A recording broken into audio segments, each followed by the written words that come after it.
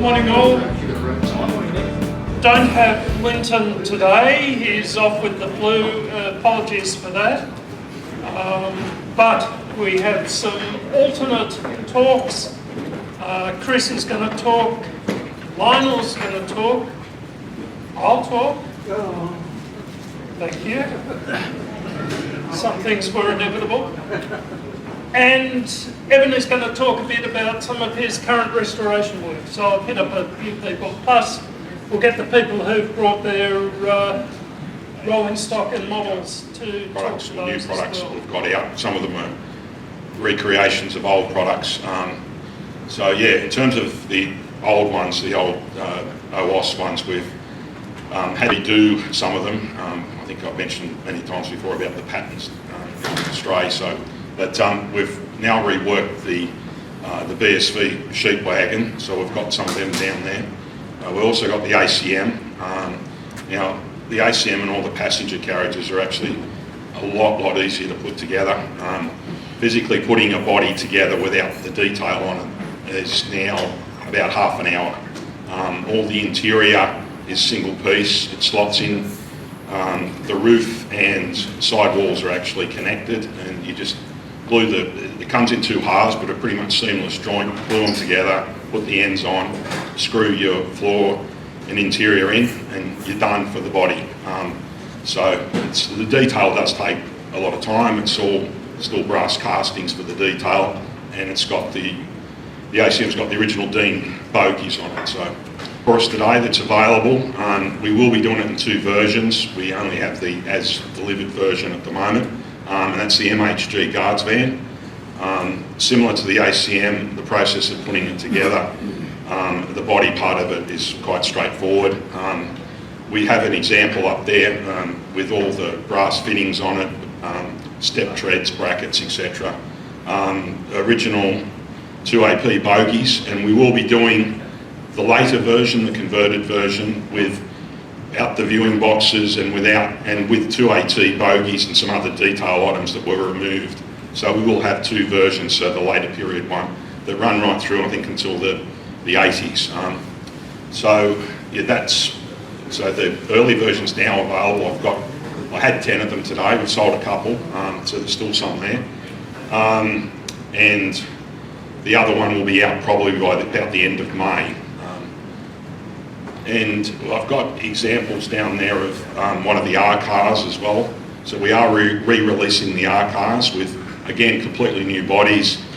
We've worked off all technical drawings that we've got through the archive and so forth, and CAD modelled them all up and redone them all.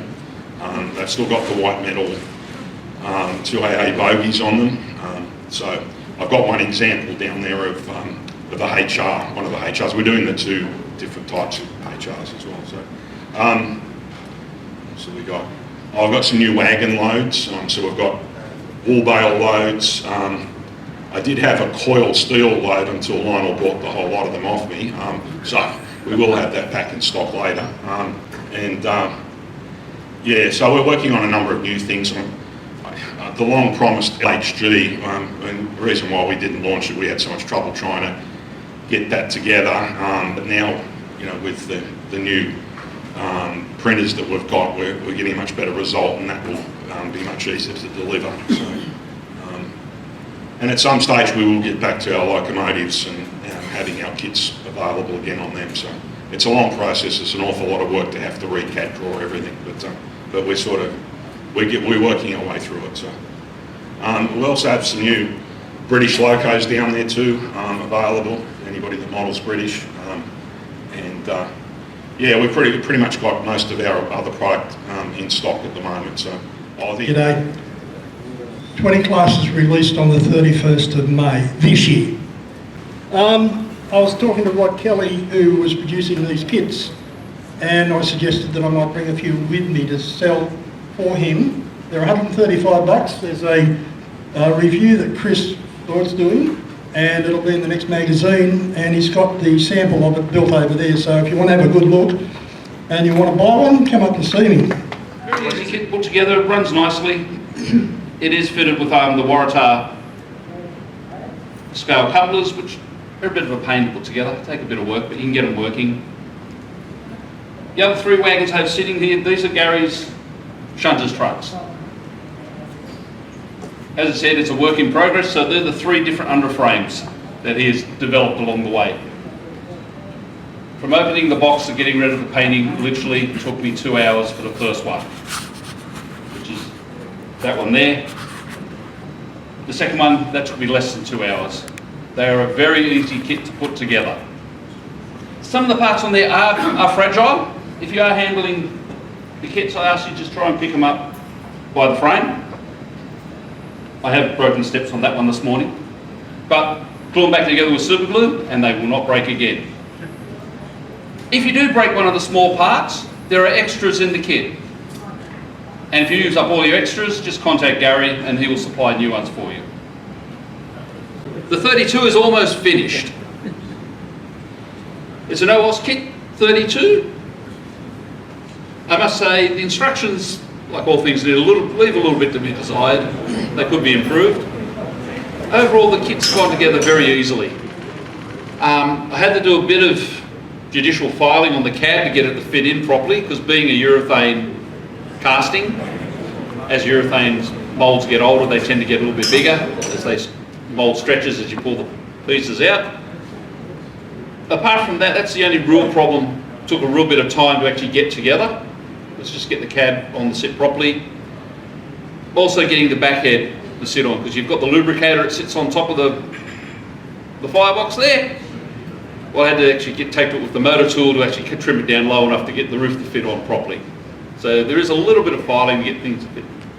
She does run. Well, at least she's run backwards and forwards on my test track. I haven't had a chance to run around the layout yet.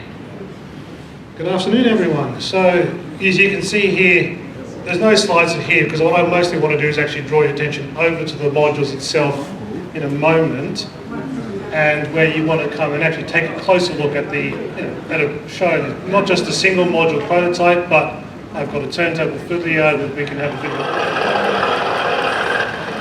I'll just turn that down to a dull roar. Those 50 class can be quite loud. We had a little session yesterday. It was a perfect day. Beautiful sunshine. There was 9 of us there running locos, 8 trains running at a time in the garden. And the next meeting is now on the 26th of April, which you'll see when the magazine comes out, and some of you may have seen the IO group's invite for 1 o'clock in the afternoon, the Saturday after Anzac Day. And it's a combined Oz7 and Gajo Guild meeting. So you're all welcome, those who want to come. They're on the Central Coast, up on Lake Macquarie. So it's an hour's north of Newcastle on the freeway. So now this layout, it's dead rail, Wi-Fi controlled. The length of rail is, the main loop is 128 metres long. Everyone knows what this is? This is your track gauge, back-to-back measurements, and a few other things, and all that clearance for your points and everything else. And you need one of those. Then Peter had a brass LCH. Didn't run. I ended up getting 2 of them. Same problems. The bins caught on the wheels. On this particular one, you can see that there's a nice shiny part of the wheel. Carriages that we've got, in particular the FS is a very attractive wagon carriage, and who better to talk to it than Evan? So everybody, Evan Rees. So, yes, today I'll be talking on 65-foot steel FS and BS type cars. Now, by the early 1930s, there was a growing pressure on the passenger fleet due to growth and the age of the existing fleet. By this time, the most modern cars were semi-saloon 72-foot 6-inch X series cars, which were, the oldest were coming up to about 15 years old. Most stock at this time was dog boxes, outnumbering these more modern cars by about 3 to 1. There were also many safety issues relating to these cars, ranging from their outward opening doors. We have an account of one woman as early as 1917 being deposited upon Granville platform when she leaned out the door window to check which station she was coming into, and her dress caught on the door handle, released the latch, and her weight against the door swung it open, and she was, fortunately with only minor injuries, deposited upon the platform at Granville. So there were some severe issues with these cars, and as a consequence we came to specification 1220 for 10 65-foot steel-bodied mainline cars. Now here we've got an example of one of the MFX cars, brand new at Ritchie Brothers, awaiting delivery, and for comparison, one of the venerable non-corridor dog box cars. So two designs emerged, known as the FS second class car and the BS first class cars. 65 feet in length, 9 feet 9 inches over the roof mouldings, not the sides, and 13 feet from the railhead to the top of the roof. They were steel construction using arc welding and riveting, and the roof was covered using timber because of difficulties in obtaining a reliable seal with steel roofs.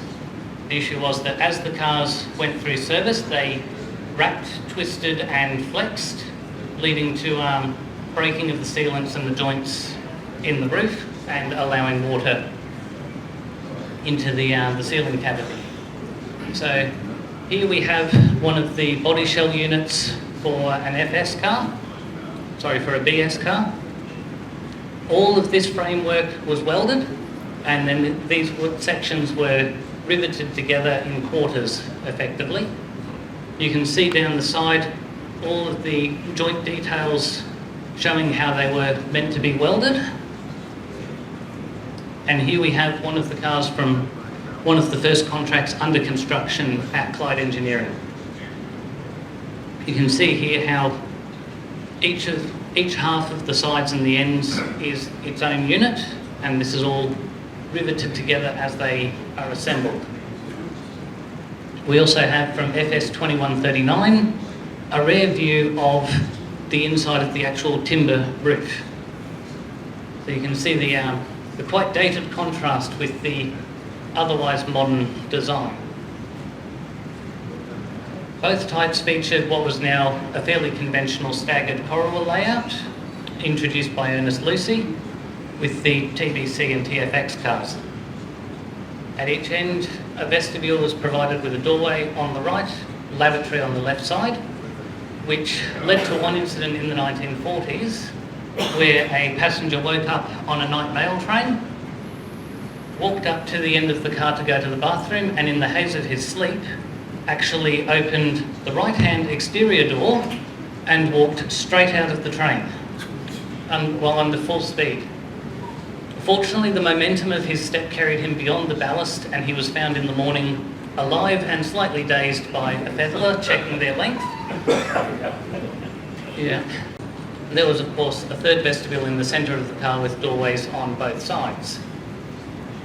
At the men's end, there was also provided a separate washroom with 2 hand basins, and this layout would go on to serve as the template for rebuilding the MBX and MFX cars into the more well-known MFE and MBE. And so here we've got the outline diagram for a TBC. You can see you've got your 7 compartments for first class, lavatory in each corner, washroom at one end. The big difference with the TBCs is they also had a separate ladies' washroom, which was eliminated in the FS cars. So here we've got The general arrangement for the FS, this is not the usual outline diagram which most people find. This is the actual construction general arrangement, which is much more detailed and much more reliable. And we have the same arrangement drawing for the BS car. Because the BS cars have a longer compartment, 7 foot 2 inches instead of 6 foot 6 inches, you only have 7 compartments instead of 8. So the first contract was contract 434 for 20 second class cars and 5 first class cars. Clyde was the successful bidder for this contract and would go on to build all subsequent orders that were actually delivered. These cars represented an interesting step forward, being the first delivered new with roller bearings. They were given numbers 2010 to 2029 for the FS cars and 2030 to 2034 for the BS cars. All of these numbers have been vacated by the widening of suburban cars for electric use. So here we've got FS 2010, brand new from Clyde Engineering, sitting outside Everleigh Carriage Works. And you can see here the roller bearings marked with SKF. The easy way to spot these bogies and these bearings from other ones is that you have the 4-bolt caps instead of the more modern single bolt bearing caps. Contracts 835 and 1035 called for a further 26 FS cars and 5 more BS cars. These cars were nominally identical to the previous contract and were all equipped with roller bearings. You have the numbers listed there, and most, like the previous contract, gained their numbers from widened electric cars, but 2104 and 2110 to 2111 came from 72 foot 6 car rebuilds, 2104 being rebuilt from an MBX to the Commissioner's dining car, and MCX's 2110 to 2111 being rebuilt to the more well-known dining cars 91 and 92. There is also a gap in the middle of this number block due to 2105 and 2109 being used by MFX and MBX cars. Contract 237 was for one of the largest contracts for 40 FS cars and 10 BS cars.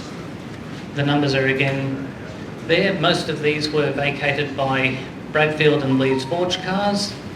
A significant change to these was that the threshold under the door was recessed.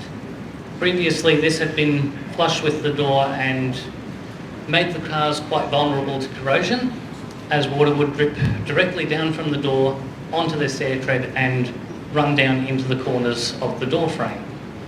These cars also had a bit of a backward step, going to conventional plain bearing axle boxes instead of roller bearings. And so we can see here on BS 2164, preserved down at Goulburn, the recessed step arrangement. This was later carried on with the N cars, hub cars and rub cars. Contract 538 called for 15 BS cars. Numbers allocated were 2162 to 2176, all reclaimed from Leeds Forge cars that had gone into electric service.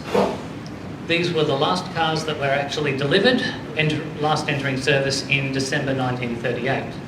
And these cars bore no major differences from contract 337.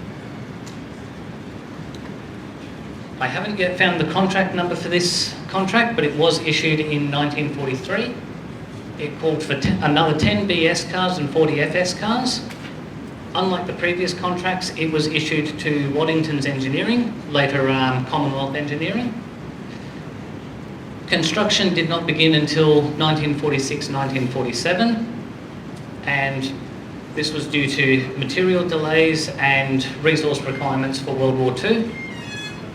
During this period, significant redesign of the cars occurred. They were revised to become air-conditioned and lengthened from 65 feet to 69 feet. and emerged as the first of the RUB cars. Further contracts were issued for PHS power vans and RS buffet diners.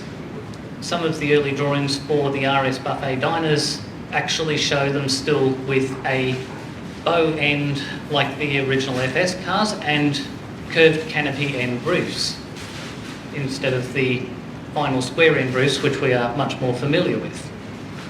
The uneven window configuration of the SFS and SBS cars is a remnant of their original intention to build these cars as FS cars. If you plot it out, you'll actually see that you have 9 pairs of windows in an SFS car and 1 freestanding window and one group of 3 windows, which account for the original 8 compartments for an FS, the lavatory and washroom, the centre doorway, and the extra 3 feet of lengthening of the car. In terms of liveries, most of you probably know the most famous ones, Tuscan and Russet and Indian Red, but there is a little bit more to it. So the original Tuscan and Russet livery was introduced in 1920. It featured Tuscan Red from the bottom of the body side up to the windowsill and on the doors, with Russet from the waist up to the top of the letterboard, contrary to what we know with later cars. Also, the mustard colour that we know from colour photos is not the original Russet colour. The original Russet is actually much more green tinted and almost resembles an army khaki. Each panel was relieved with decorative straw lining, and car numbers were placed above the first quarter panel in from each end, with the class designation painted inboard of the number. As we can see here on this particular BS car, you can see the outlining of the panels. This is also a fairly rare photo where you can actually make out the contrast between the Tuscan Red and the Russet. But just to highlight it for you, I have this image from the State Library of Queensland, and you can see very much that the letterboard is the same colour as the window band. Now, to evidence the khaki colour of Russet, I actually have a sample for you. This came off Suburban Electric Trailer T4279, preserved up at Redfern by Historic Electric Traction. And you can see how green this is. This colour also is not discoloured or oxidised by light, pollution, dirt or anything. This is actually the backside of a sample from underneath one of the ventilator covers on T4279. So when I peeled this paint off early last year, this paint had never actually seen daylight. This had always been firmly up against the wood of the car, completely uncontaminated, so you probably won't ever find a better sample of either Tuscan Red or Russet. This one a few of you will probably have a hard time believing, but the next livery for these cars was actually Tuscan Red and Manila. This colour scheme first appeared with the M-type cars in 1939, and between 1939 and 1945, at least 24 cars, including 2 FSs, were painted into this scheme. It is very possible that there were more cars repainted into this scheme. Cars from the earlier contracts are more likely to have been the ones targeted with this, as passenger cars were generally repainted on about a 10-year cycle when the railways had more consistent funding. Those 10-year repainting cycles slipped during the 1960s and onwards, as funding was diverted to roads and other things. After 1945, a revised Tuscan and Russet scheme replaced this livery, and by 1954, Tuscan Red and Manila was extinct. There are still cars out there though with paint samples for this livery. So far I've only found the samples on N cars, but I have yet to have the chance to sample many of the FSs. So we can see here the photographic evidence. This first car behind 3674 is in the Tuscan Red and Manila scheme, and you can see how much it contrasts with the Tuscan and Russet FSs behind it. And here is a closer view of that detail. You can see 3 distinct straw bands and a dark cream band across the window level of these cars. Now, one of the more unusual bits of evidence we have to this is this large colourised publicity print, which was probably prepared for the opening of Junior Roundhouse in 1947. And close up, you can see these cars are Tuscan Red and Manila. We have also managed to find the original black and white print for this photo, and it does actually support what the artist has colourised here. The other thing is, unlike a lot of the conventional postcards which we see colourised, which can have all manner of absurd contortions of reality in them, this was prepared by the Railway Publicity Branch by their photographic section. So these were done by artists who were contractually obliged to accuracy, effectively. So yeah, this is a very lucky and very rare piece of history that led me on to realising that these cars might have actually been Tuscan Red and Manila and not just a weirdly photographed Tuscan and Russet car. So, as I mentioned, post-World War II, Tuscan and Russet was simplified. This first appeared in June 1940 with a directive to simplify the colour scheme for economy measures.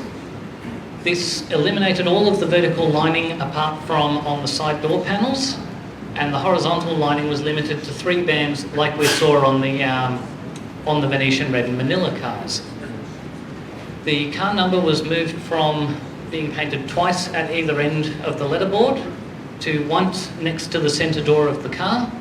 The class designations were moved outboard to above the first quarter panel.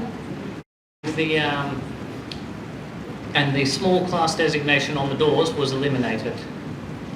Around this time, a new shade of russet, which we are more familiar with from colour photos, was introduced. This has more of a brownish mustard colour. There were a number of cars which also received a half paint in the 1940s, where they retained the earlier lined livery, but received the updated 1940 lettering specification. So here we've got one of the last cars in that simplified Tuscan and Russet scheme. This was taken, I believe, about 1972-73. The last cars in this colour scheme were repainted into Indian Red in 1970. So you can see the edge of the fresh russet applied to the letterboard. You can also see that the class designation is now where the number would have been in the original colour scheme.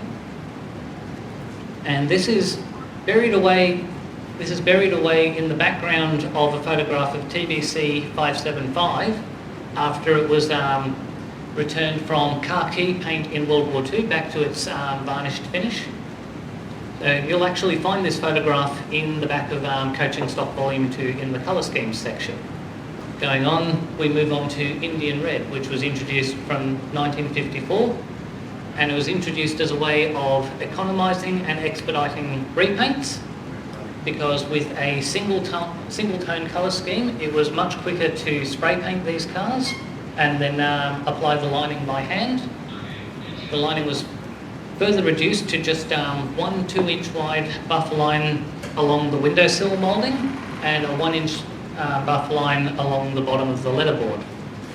Lining on the side door panels was retained, and from 1963 the buffer line was eliminated on some cars, but this decision was reversed for repaints starting in the early 1970s. So here we've got FS 2098 in the standard Indian Red scheme.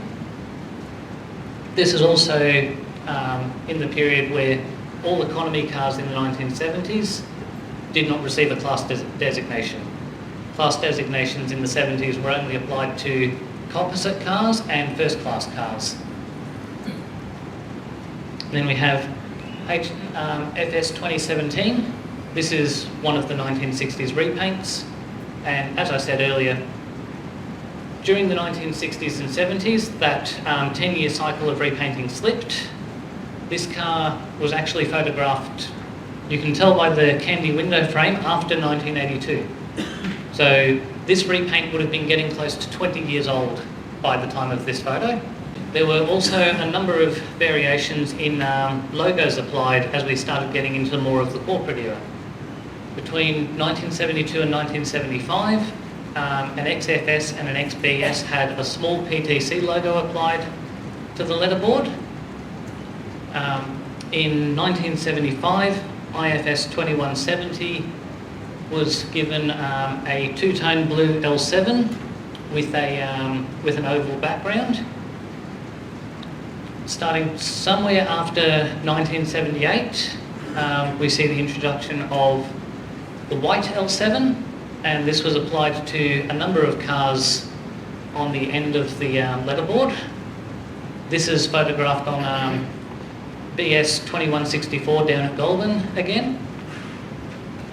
And somewhere around 1980 to 82, IFS 2166, which is the second car in this consist, and MFS 2146 received a large white L7 with no background.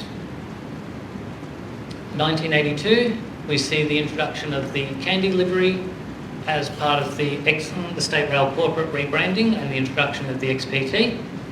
Now, as a note, the colour scheme applied to the XPTs is not candy.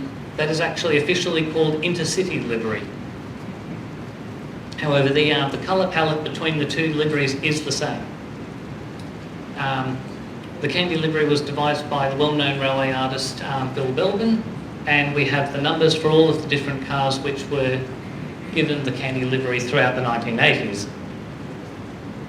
So here we've got FS 2098 again in its later years, showing off the candy livery. One of the things which I think makes the candy livery rather unattractive, particularly on these older cars, is it was impossible to keep a supply of matching window frames. It is very rare to actually find a car that has all candy window frames. Many of them will have the odd Indian red window frame slip in there to replace either a rotten or a broken one. The other thing is that candy livery was applied very thinly and with very little preparation, as shown in this next slide of FS 2098 down at Goulburn. And you can see coming through above FS 1649, the number which was applied in 1980 to free up the 2000 series numbers for the XPT cars. Most of these numbers weren't actually utilised, and these cars reverted back to their original numbers. Now, that is all that I've got time for today, and for the time that I had to prepare for this. I'll come back next year with more on the rebuilds, the conversions, and the variations that appeared on these cars throughout their working lives. My main goal for the ones I sell is I'm still trying to develop this technology. You know what I mean? And I've been at this for about 18 months. Those shunners wagons I developed, there are about 40 of them that didn't make it, okay? Because just things happen. So when you get them out in the field for the first time, that's where the whole thing gets tested, you know what I mean? And you've done it so many times, so what I'm trying to make sure is people are happy with what they get. With the shunners kit, I've released that now, and even now I'm looking at maybe a different plastic for the handlebars, which I'll hand out for you to anybody who's got one. But the manufacturers of many of these resins make lots of promises, okay? And after you pay the $80 for it, you get it and you go, that's worse than what I've got. And you have to put it up top and just get rid of it or do something with it. Okay, the shunners wagon's now on the market. One of the things I've done is I'm trying to open this up. There's some very highly skilled modelers here, but the mass market really is not skilled. I won't say who said it, but with the NCE equipment, we released a radio upgrade board. We thought it was totally simple, and we found one simple fact: drill can't solve it. Okay? We had to take it off the market. and just say it will only be done by the factory. So what I've attempted to do with these is aiming at a different kind of modeller, hopefully, but it's the idea of the guy who wants to basically just use glue. So the whole thing's designed to use ACC or other glues, a variety combination of glues. So the kits are going to come to you in a very assembled state. The switches wagons, basically a rolling wagon out of the box. Okay, what you're responsible for is put a couple of cut bars on, put the handrails on, and put the steps on. That's it. Takes about 2 hours to build one. To roll, to ready to paint. Painting's 25-30 minutes if you've got an airbrush, and I've got one down there if you want to talk how I painted. It's all done with Tamiya. I've got a bridge out and some other items which I don't have here. There are some wagons down there that I'm working on. The next one will be a 20-foot LV. It's a very rare wagon. If you want to know, in 10 18-footers there'd be one LV. There's about 10%, a little less than 10% of the fleet. So it's a rare wagon, but funnily enough, it's quite interesting to look at because even though it's only 2 feet longer, it looks monstrous next to the 18-foot. It looks all out of proportion. It's only 2 feet longer.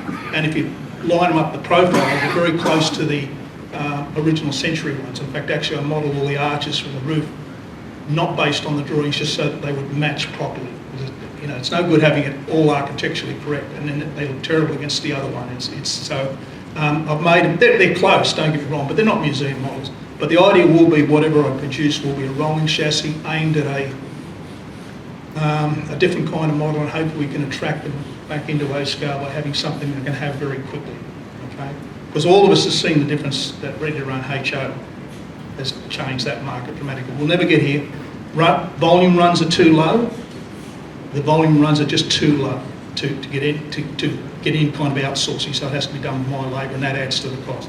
So that's it. So the next wagon will be, I'll just tell you, the 20-foot LV, and after that I'm not quite sure. I am working on a GT van, but it's having a lot of technical It seemed like problems. a fairly unusual and rather strange title for it, and at the time I thought of it, I didn't really have any idea what I was going to talk about. The suggestion was perhaps I could do something different to what's new, which is what I've done multiple times over the last few forums. So this is not exactly what's new, although I suppose because it's new, it's new. Well, anyway, we'll see how it goes. I'm going to talk about some of the choices we make in our lives. Now, I've been around a few years now, so obviously I've made a number of choices. And one of the things that has been important to me over many years is a hobby. If you start talking to other people about this term hobby, they sometimes wonder what you're talking about. Hobby is something you do. And it's different to sports, but it's an occupation that we get involved in, and it's often fairly personal in that you tend to do it to a very large extent on your own. And that hobby might be all sorts of things. All sorts of people have hobbies such as collecting things. But we have a hobby that we've found very powerful. And if we look back to that particular shot, which was taken in April 2016, you'll recognise a number of familiar faces. And sadly, you'll also recognise that a number of people in that shot are no longer here today. There are 28 people in that room. I was surprised. When I looked at that photograph the first time, I thought there'd be more people than that, but there's actually 28 faces. Now that was at a time when we typically had 40 to 50 people. So clearly, if you recall that premises, the other side of the wall is where all the goodies were to buy and so on. And so clearly a lot of people were there. The hobby, as far as I'm concerned, and my involvement in the hobby being obviously in this case model railways, it's evolved over many years. It started in the 50s, as far as I was concerned. A long time ago, I would have been, yes, I was younger, in the 50s. And it started particularly with trying TT gauge. And I can remember queuing up at the newsagent in Yagoona. I was living in Bankstown at that time. And I can remember being fascinated by these, and I managed to save up enough money to buy a couple of small pieces of rolling stock. It never really amounted to very much, TT gauge at that time was quite popular for a while, with a track width of 12 millimetres, somewhere between N and 00. A long way from O scale at this stage. And then I had some involvement quite early on with a stalwart in the hobby in Sydney, Casula Hobbies. At that time, initially he had a shop, a newsagent in Casula. That's why it's called Casula Hobbies, pretty obviously. That was the location. That's where I first met Joe Calipari. This is a picture of a shop much later. I think he's been there, I think that's the fourth shop from memory, where he is now in Moore Street in Liverpool. Now, I had some involvement with Joe in those very early days. I was working, obviously, nothing to do with model railways, but I had an interest in model railways, and I can remember some discussions we had about desiring to have some fairly simple, easy kits to build. Now, of course, we're talking HO still at this stage. And I had some involvement designing and making the first cattle wagon in HO that was available as a kit at that time. It went under the name Camco, which I think stood for Complete All Australian Model Company. I think that's where the term comes from. Now this is long before the days of CAD, long before the days of computers in any way that we know them now. To find an engineering workshop where there were tool makers who could make injection moulds that they had never made before, all essentially by hand. Well, I mean, obviously you use milling tools and things like that to cut them, but all by hand, was quite a challenge. And I also had an involvement in making the first sheep wagon. Even the packaging. This was back in the days when to make a kit of this type and to sell it for a price, and I can't remember what we originally sold them for, but I remember we had a very small margin and we'd allocated, as I recall, 5 cents for the packaging. And the packaging consisted of a single, some of you may have seen these, you may have even built them yourself, a single wrapper which wrapped around, which had all the instructions written on the outside. Now, building that particular wagon, the first sheep wagon, in injection moulding, at a time when nobody had been able to injection mould anything as fine as that. Now this is all kind of laughable now. All these things are dead easy. You could do it in 3D printing, you could do it at home, but that was very different at that time. And you can imagine that I was reasonably chuffed when in June 1982, AMRM did a review on that particular kit and made some nice complimentary comments about it. So that was enough. This is some of my early days. In the meantime, of course, I got a job and doing things. This is just some of the stuff that was happening. Now this was at about the same time that many modelers building HO models of early New South Wales diesels were using epoxy casting from Friedman models. And here's an example. Perhaps not always with a great deal of success. So the need to earn a living meant that there was not a lot of money done between the 80s and the end of the decade. But in 1989, I was in the US on a holiday with my wife, and we managed to fit into that holiday to attend the 9th National Narrow Gauge Convention. And it was there I met Soundtracks for the first time. They were exhibiting at that particular exhibition, and they were exhibiting DCC and sound. This was my first experience of both.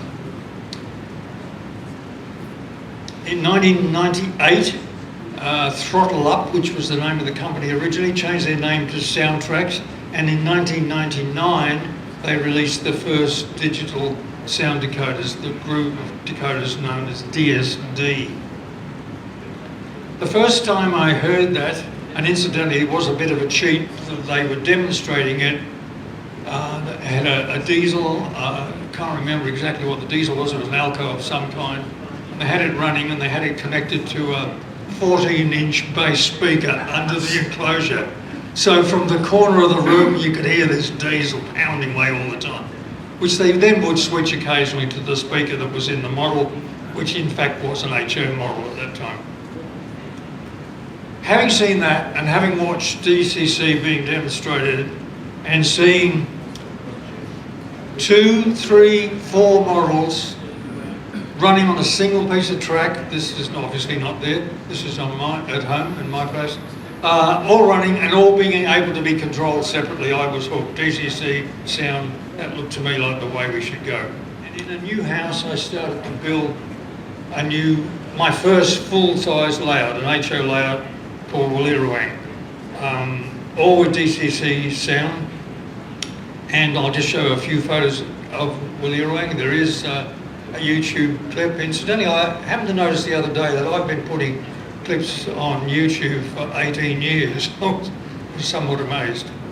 So you can see Willirwang. It no longer exists in real life.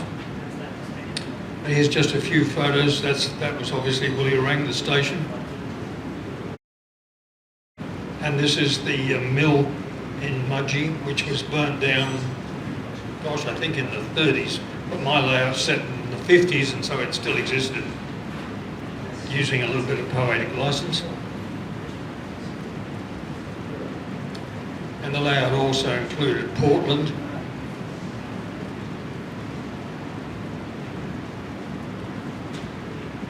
So just a glimpse of some of the things, because this is supposed to be an O-scale talk, so we've got to get through this a bit quickly.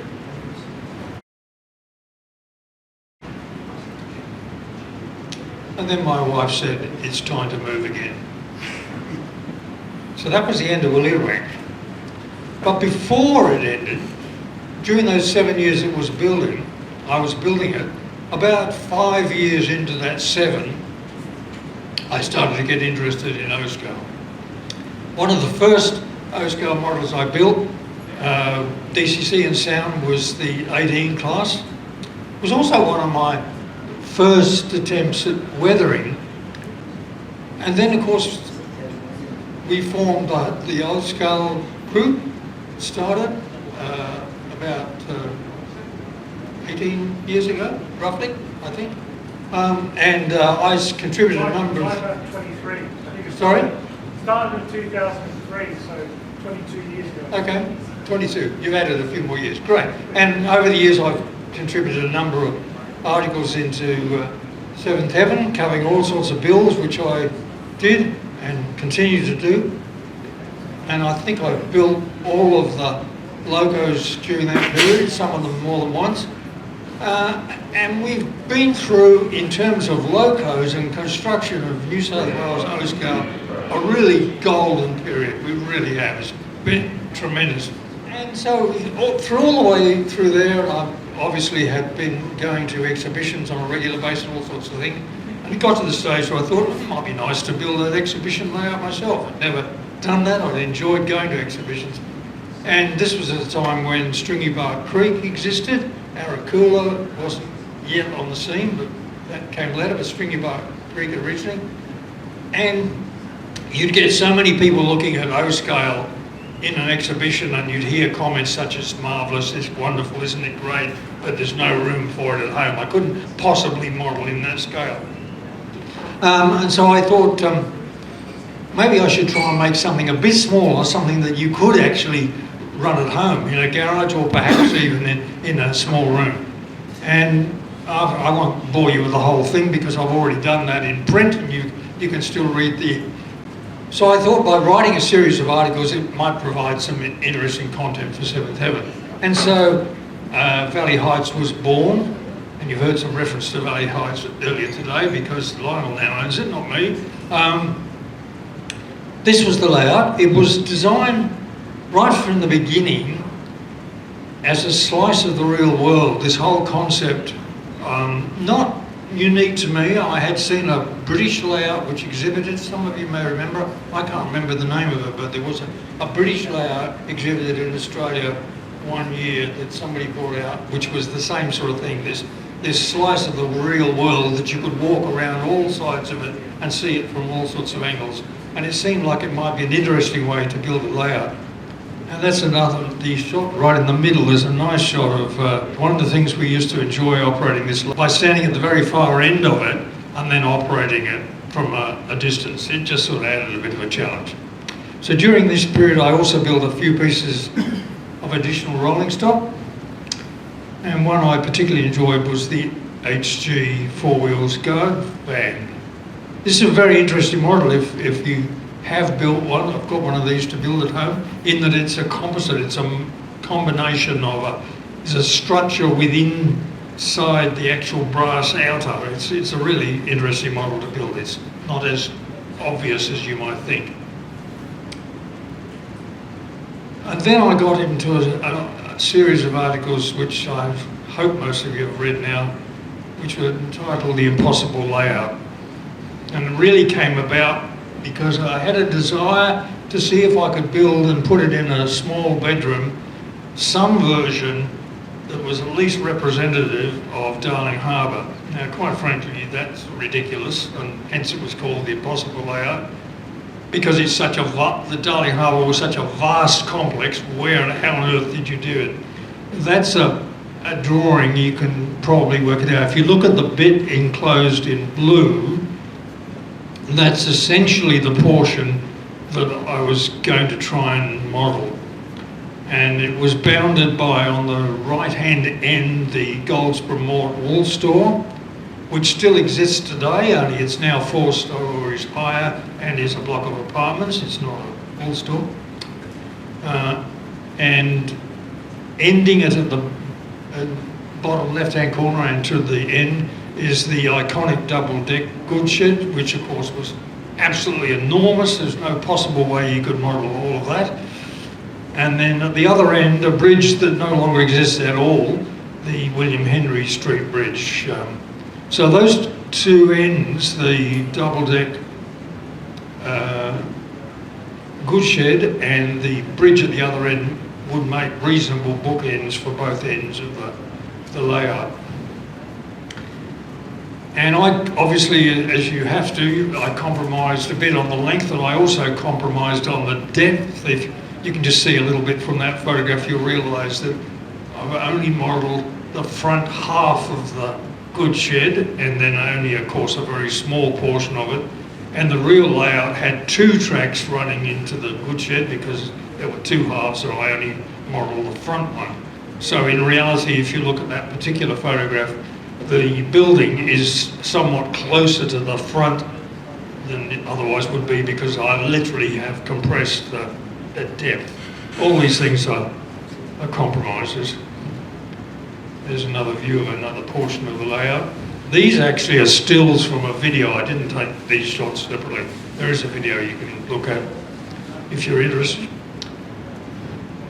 And finally, I decided that we could end up calling it Murray Street, because when I started this whole process, I wasn't really aware of Murray Street, which doesn't exist anymore, but the very tiny little signal box that was there. So that ended up being the layout. Now, I was still hearing constant appeals for content for Seventh Heaven.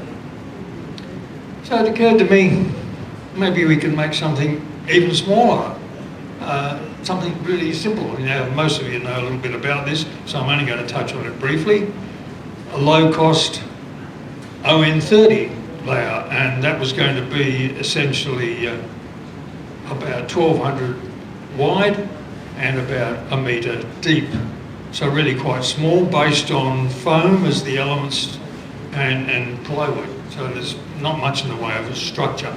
So this whole concept of Pitchy Ritchie was created based in part then on the brand new Blunami sound decoder, which held this whole concept of building a very simple layout which could be DCC but didn't require a DCC system to operate it.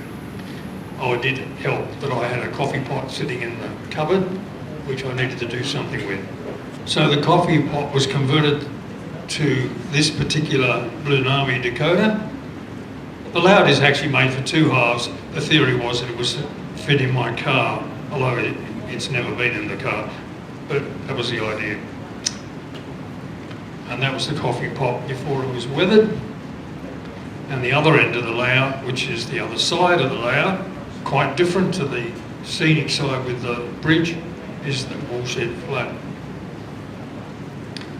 And part of the motivation of building that layout was that new decoder. I have talked about this briefly before, so I'm just going to touch on it.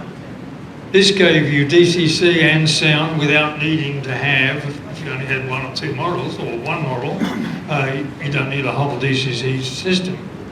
Now, there are currently 3 different Blue Army decoders. The one I use is the one in the centre of that shot, the BLU 2200, but it's also available in a direct replacement for some HO models. That's the one on the left, which is not so useful to us, and the one on the right is designed for, in Soundtrack's terms, for O-scale models. In fact, it's a lot more powerful than we need for any of our models. It's more a G-scale than O-scale. So the one in the middle is fine, works. It's generally the most useful to us if we want to do that. But now there's another version which has only just been released. I'm not sure that it's in Australia at the moment. I'm not quite sure about that. This is a repackaging with the 21 pin, so it enabled it to fit. Once again, it's designed specifically for HO, but perfectly applicable to us. And it'll fit in models that have got a 21 pin socket, or could be used in conjunction with the adapter board that ESU Locksound make for the Locksound decoders, which has a 21 pin. It would fit well in that. So, they are slightly more expensive than a regular decoder because of the wireless features, or the Bluetooth features, but it's still a useful option. At the moment, I think the one I mentioned before, the BLU 2200, is still probably the most suitable one for us. In the end, we all make all sorts of different choices throughout our lives. There's another photograph of the meeting, this time here, and I counted the number. And I was very surprised to see that it was 28. Now, when I was putting this talk together, I was quite clear that one of the things I was going to moan on about was that how the numbers have just dropped away, and it's a real shame. Well, I was kind of wrong. The numbers have gone up and down a little bit, and there's all sorts of reasons why that happens. But it was odd that those two were 28. And today, I think we just checked before, we had 45 people when we started today. We haven't got 45 now, but we still got a few. So although the numbers have gone down a bit, they haven't gone down as much as we might think. But there are a few questions which I'd like to just throw out to you. Let me preface these by commenting, these are my comments. They are in no way the comments of the group as a whole. They're simply my comments for you to think about. And the questions I would ask is, does this forum have a future? Even if the numbers have not declined, there really hasn't been any growth. Is the original format, based upon quality speakers and a range of O-scale subjects, still valid? Is that kind of more formal structure, which my talk and Evan's talk was before an example of, is that a still valid way of doing it? Is twice a year too frequently? Now, a lot of other things are happening. We're hearing a lot of things that have been happening, particularly around the Central Coast. And the whole concept of people getting together, I watched the group of people standing around Martin a little while ago, and there's a great deal of fascination, that sort of more informal gathering. Do these more structured groups still make as much sense as we think they once did? At what point should we perhaps decide that this group, and I'm only talking about this group and the way this group functions, has really just run out of steam? We've come to the end of perhaps it's other ways we can do it. I don't know. They're just questions. I just want to throw them out. I don't have any answers to any of those. That's about it. Thanks. And next one.